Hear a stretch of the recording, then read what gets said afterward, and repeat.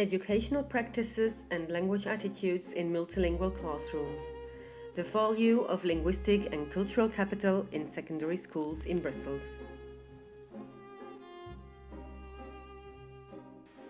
Yet in a modern society, due to globalization and the rise of global migration, many people hear, read and speak different languages on a daily basis.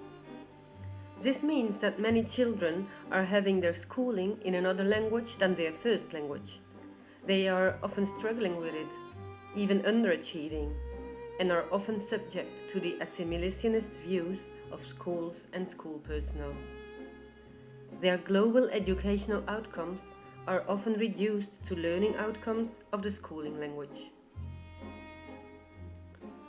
Authors write about a super diverse society. It is normal that this super diversity is reflected in the classroom.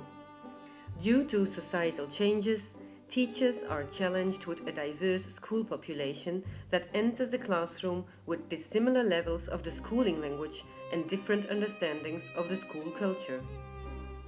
In spite of this super diversity in the European context, which is reflected in the school population, educational practices in general are monoculturally and monolingually orientated.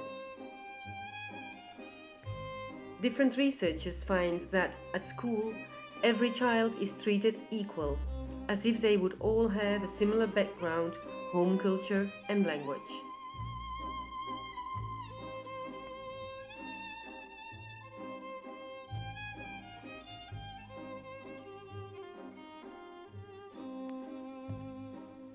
In brief, we can conclude that there is a gap between the diverse outside world and educational practices inside the classroom. Bi- or plurilingualism of many students in the classrooms remains invisibilized.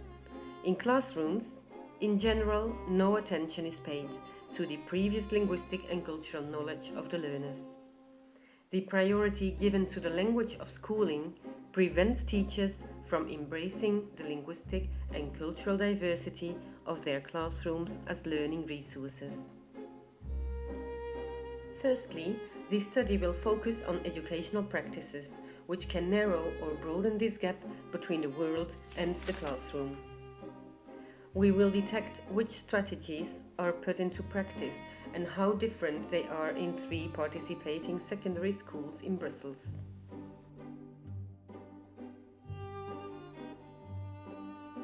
We will try to explain the findings by analyzing the teachers' attitudes towards cultural and linguistic diversity. Secondly, the learners' attitudes towards the cultural and linguistic diversity in the classrooms. This means their views towards their language of education, towards their peers' languages, and towards their own home language will be studied. Finally, the views of the learners towards the teachers' practices will be explored. This study does not aim to evaluate teachers' practices, neither to develop new learning methods. Instead, we will describe practices and attitudes of teachers and learners to establish a relationship between the learners' attitudes and the educational practices they receive.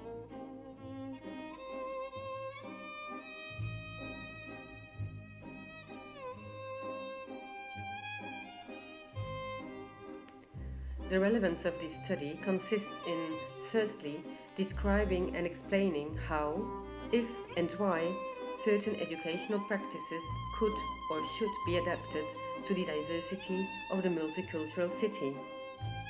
And secondly, what impact these school policies and practices have on learners' attitudes towards diversity and maybe even for their educational career. If you are interested in learning more about the theoretical concepts underlying my study, about the importance of qualitative research in secondary education, I invite you to read the research proposal in which I explain also why this study can be of importance for further research in education and where I draw the possibilities to set up comparative studies in other multilingual cities such as Barcelona, also characterized by a very diverse population.